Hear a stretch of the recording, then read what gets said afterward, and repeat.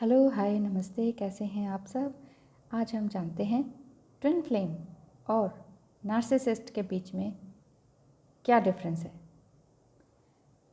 आप एक दूसरे को पहले से जानते हैं, एक डीप सोलफुल कनेक्शन आप फील कर रहे हैं। आप सिर्फ उन्हीं के बारे में सोच रहे हैं। ये आपकी लाइफ से भाग जाते हैं लेकिन फिर वापस आ जाते हैं। ये कनेक्शन अनब्रेकेबल लगता है ना। आप श्योर हैं कि आप इससे कनेक्टेड ही रहेंगे, पूरी ज़िंदगी आप साथ साथ रहेंगे। फिर कुछ कस्में, वादे, रोमांटिक बातें, फिर वही एनर्जी को सक करके भाग जाना, फिर लौट आना, पता नहीं क्या सोचकर। ट्विन फ्लेम रनर हैं या नार्सिसिस्ट? नार्सिसिस्ट दरअसल deeply hurt and damaged soul होती है। चाइल्डहुड या तो बहुत ख़राब हो गया होता है इनका, या पलकों पर रखने वाली फैमिली या पेरेंट्स मिलते हैं उनको, उसके जिससे कि वो अपने ट्रू सेल्फ को खो देता है। जो नार्सिसिस्ट होता है वो अपने ट्रू सेल्फ को खो देता है अगर उन्हें इस तरह की फैमिली मिलती है तो, और एक फॉल्स सेल्फ क्रिएट कर लेता है। अपना कुछ होता ही नहीं, इसलिए बाहर खुशियाँ तलाशने लगता है और इसे एम्पैथ टकराती है। जब नार्सिसिस्ट से एम्पैथ टकराती हैं, टकराएंगी क्योंकि नार्सिसिस्ट अट्रैक्ट्स एम्पैथ्स। सच्ची, स्टार्टिंग में मुझे भी यही लगता था कि शायद मेरा डीएम नार्सिसिस्ट है और मेरी खोज शुरू हो गई थी कि हु इज़ नार्सिसिस्ट। तो चलिए वहाँ पर नहीं जाते हैं। अच्छा, एम्पैथ उनसे टकराती हैं क्योंकि इनकी एनर्जी गिवर वाली होती है, देती रहती हैं। ये एम्पैथ रिसीविंग मोड में होती हैं बट देती रहती हैं। बहुत कंपैशनेट होती हैं, अनकंडीशनल लव वाली होती हैं, इसलिए नार्सिसिस्ट को अट्रैक्ट करती हैं। एम्पैथ उनके माइंड गेम में फंस जाती हैं। कोई भी एनर्जी लगा लीजिए, वो एम्पैथ मेल बॉडी में भी हो सकते हैं, एम्पैथ फीमेल बॉडी भी हो सकती हैं।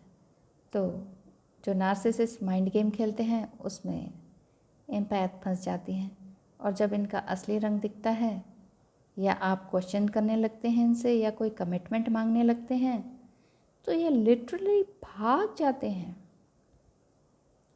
ये वापस तो आते हैं लेकिन इनकी इंट्यूशन प्योर नहीं होती। इनका फॉल्स सेल्फ और फॉल्स ईगो बहुत हाई होता है। इनका फॉल्स ईगो ही आप तक लाता है। एक्चुअली नार्सिसिस्ट एनर्जी सकर होते हैं, आपकी पॉजिटिव एनर्जी को सक कर लेते हैं।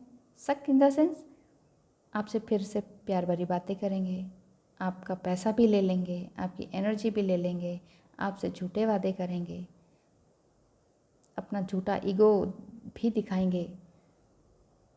फिर एक दो दिन में आपकी गलतियां ढूंढकर फिर भाग जाएंगे। यानी कि एक बार तो कहते हैं आई लव यू, दूसरे दिन या दूसरे ही पल आई हेट यू। ये होता है नार्सिसिस्ट के साथ, और फिर ये भाग जाते हैं। समटाइम कभी वापस ही नहीं आते, लेकिन वापस तब आते हैं जब एम्पैथ रो रही होती है, परेशान होती है, उसे कांटेक्ट करने की कोशिश करती है। तो उन्हें लगता है कि हाँ, अभी तक ये फिर और मुझे देगी एनर्जी, तो फिर वो जाते हैं वापस और उसको emotionally, physically, financially, socially drained करके वापस आ जाते हैं। तो ये होते हैं नार्सिसिस्ट। तो अपने आप से पूछिए कि do he really care my feelings. यहाँ आपको अंतर पता चल जाएगा कि वो रनर जो हैं वो आपकी ट्विन फ्लेम रनर हैं या नार्सिसिस्ट हैं। क्या वो आपकी फीलिंग्स को अच्छी तरह से जानते पहचानते हैं? इन्हें आपकी फीलिंग्स, प्रेस्टीज से कोई लेना देना नहीं होता। जो नार्सिसिस्ट होते हैं, इन नार्सिसिस्ट को बच्चों से भी कोई मतलब नहीं होता। अगर ये फादर हैं या मदर हैं, ये बच्चों से भी मतलब नहीं होता। इनको कूड़ा समझते हैं। ये आपकी एनर्जी, पैसा, घर, सब कुछ ले लेते हैं। बैंकरप्ट कर देते हैं आपको। और जब आप बहुत ज़्यादा तकलीफ़ में हैं, बीमार हैं, हॉस्पिटल में हैं, बेड रिडन हैं, ऐसे टाइम में ये आपको छोड़कर चले जाते हैं। But twin flame runner true lovers होते हैं। ये आपको अनजाने में पेन दे देते हैं, वो भी इसलिए ताकि आप अपने ट्रॉमा से बाहर निकल सकें, हील हो सकें। वो भी उनको पता नहीं होता कि मैं ये कर क्या रहा हूँ, क्योंकि ये नेचुरली होता है, ये डिवाइनली गाइडेड होता है।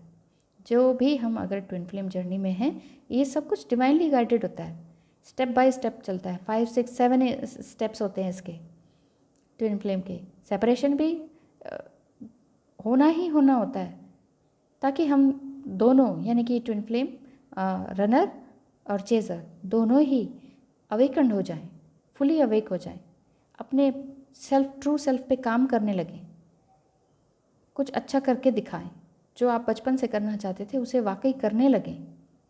दोनों ही ईश्वर आपको यही गाइडेंस देता है, इसलिए सेपरेशन में डालता है और फिर रीयूनियन कराता है जब आप दोनों हायर सेल्फ को पा लेते हैं, या उनमें से एक यानी कि डीएफ एनर्जी वाले जो भी होते हैं वो बहुत स्ट्रांगली अगर अपने ऊपर काम करते हैं, हर दुख तकलीफ़ को सहते हुए, हर अब्यूजिंग को सहते हुए, अनकंडीशनल लव देते हुए हील करते हैं अपने आप को ना, तो उनकी हीलिंग डिवाइन मस्कुलाइन की हीलिंग हो जाती है। जब वो अपने आप को हील कर रही होती हैं तो ऑटोमेटिकली डिवाइन मस्कुलाइन उधर हील हो जाता है। जो नार्सिसिस्ट होते हैं बहुत ही मैनिपुलेटिंग होते हैं, ऑर्डर देने वाले होते हैं, बहुत ही इगोइस्टिक होते हैं, डिस्ट्रॉयर होते हैं, ये सब कुछ तबाह, ख़त्म, नाश कर देते हैं हर चीज़ का। लेकिन ट्विन फ्लेम जो होते हैं वो रनर होते हैं, नार्सिसिस्ट भी रनर होते हैं, लेकिन जो ट्विन फ्लेम रनर होते हैं वो बहुत प्यारे होते हैं। उन्हें पता ही नहीं होता मैं भाग क्यों रहा हूँ, उन्हें पता ही नहीं होता मैं इसे दुख क्यों दे रहा हूँ, उन्हें यही नहीं पता होता मुझे दुख क्यों हो रहा है, उन्हें ये नहीं पता होता मैं वापस क्यों जाना चाह रहा हूँ इसके पास। आय हाय, बड़ी ही मुश्किल वाली घड़ी होती है और ये भगवान बड़ी मुश्किल में डाल के रखता है दोनों को। आप सोच के देखिए डिवाइन फेमिनाइन की तरफ से कि डिवाइन मस्कुलाइन जो है कितनी मुश्किल में है, उन्हें पता ही नहीं है कि मैं क्या कर रहा हूँ, क्यों कर रहा हूँ, मुझे उसी के पास क्यों जाना है, मैं उसी की तरफ चुंबक की तरह खिंचा क्यों चला जा रहा हूँ। और डिवाइन मस्कुलाइन सोचा कि डिवाइन फेमिनाइन देखे कितने मुश्किल में झेल रही है। एक तो उनके बॉडी ही अपनी मुश्किल होती है, दूसरा वो ये सारी चीज़ें झेल रही हैं, दूसरा सोशल एंग्जाइटी भी हो जाती है, अगर मैरिड है तो और मुश्किल हो जाती है, तो कितना सारा पेन झेलती हैं वो। तो एक दूसरे का साथ दीजिए, दोनों हायर सेल्फ में रहिए, खुश रहिए, हैप्पी रहिए, हेल्दी रहिए। थैंक यू सो मच मुझे देखने सुनने के लिए। Bye bye.